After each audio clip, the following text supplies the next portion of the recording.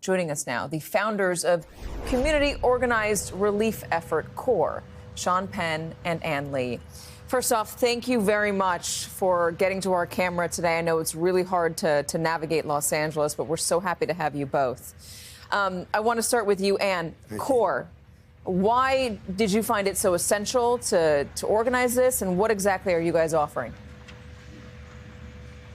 We had a lot of experience during COVID and have great relationships and partnerships here in Los Angeles. And it's happening in our own backyards and affecting our own families. It would be remiss for us not to do something. And we have a lot of capacities because of that. So this is our time. Sean, what sort of need are you seeing? Well, immediately on day one, we started to occupy the biggest shelter. Getting out hygiene kits, starting with some cash subsidies. Cash subsidies are so essential right now. People, I keep emphasizing, if you just close your eyes and consider having lost everything and just trying to get basic needs done, trying to find shelter, trying to pick up the pieces of your life. As we move forward, we're working as navigators on the applications for assistance through FEMA. And then also long-term, we're looking at that debris removal, which we've done a lot of. We had moved over half a million metric meters of rubble in Haiti in a very short time. It's one of these. The picture of this fire is very reminiscent of that in the sense that it seems like it's just beyond repair, and yet, you know, one foot in front of the other, the repair does come, the cleanup does come, and then it's bonding with, working with the families and businesses that have been hit. You're talking about coordinating with FEMA to try and make sure that people get help immediately. I'm also really struck by the cash subsidies that you're handing out, or the cash that you're handing out right now, because even if you're able to get the first third of the payment from insurance companies for your home and for what you're experiencing, it takes a lot of paperwork to get through that. And they're supposed to give you, I believe, the first third pretty quickly.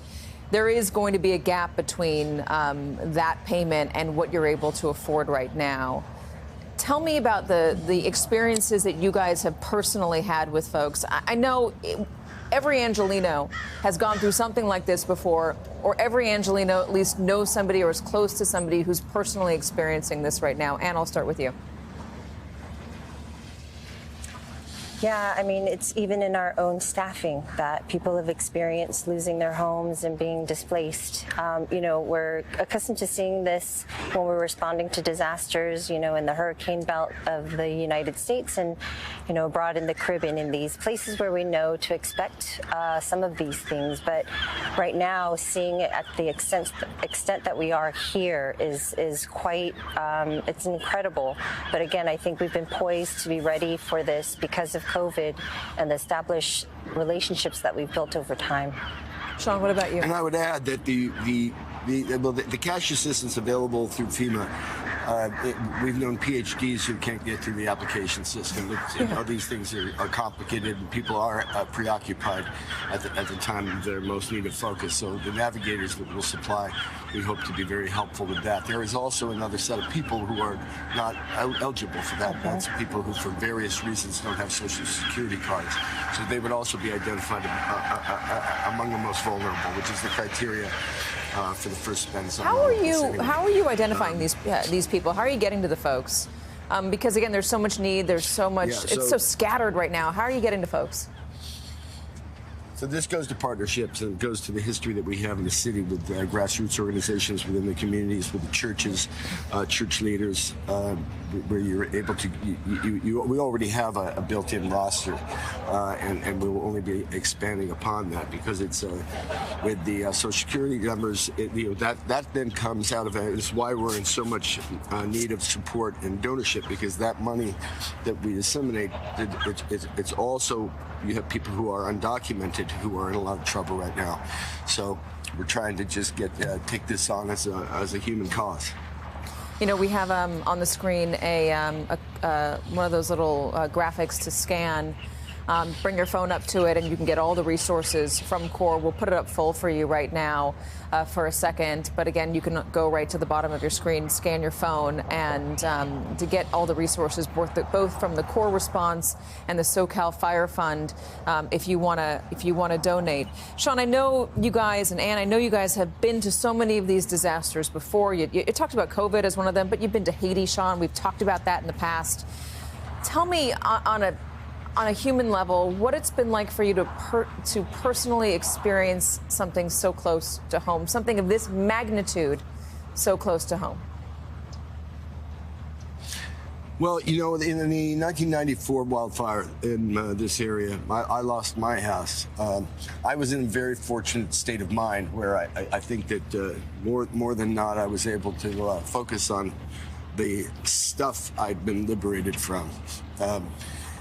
But this really goes to the people in different times of life, and the vulnerability of a thing like this happening to a family, depending on what's going on with that family's finances going in, what support system they have in or out of the city, what support system they've lost in or out of the city as a result of the fire. It is, let's say, a lot the same, but more familiar. And for us, I think part of our motivation and part of our kind of excitement about getting in the game on this is we're not going to have to take the time to learn the culture within which we're working. The areas of operations are as Ann said, our backyard. And we know it in the dark as we know it in the day. And so, and a lot of people, and the way the CORE works as a community organized relief effort, we're going to be absorbing people from their communities to ultimately take lead in a lot of our programs as we move on. I would also just add that essentially, much like Haiti, there's so much outpouring in the very beginning of support, a lot of attention, but we need to sustain that. So much of it is focused right now on immediate relief, but a lot of focus needs to maintain and stay there for these communities for the next few years. And so we just encourage everyone to remember that this is a marathon. Yeah, and remember, there's a lot of different people who lost a lot of people who don't have the same means as others, who are going to need a little bit more help. Sean, I think it's so important what you said about Haiti and how it seemed like there was no way to rebuild. But what you've been able to see in other disaster zones as well, that you just start doing it, and it does happen. You can remove all this debris. You can start rebuilding. One foot in front of the other. It's so hard to see that right now with all of the devastation out there, but it will happen. It's going to take some time. Guys, thank you so much for being with us. I know it's just a terrible situation, but I'm so happy that we have CORE and that you guys are helping out with all of the need that's there. Sean Penn and Ann Lee, thank you.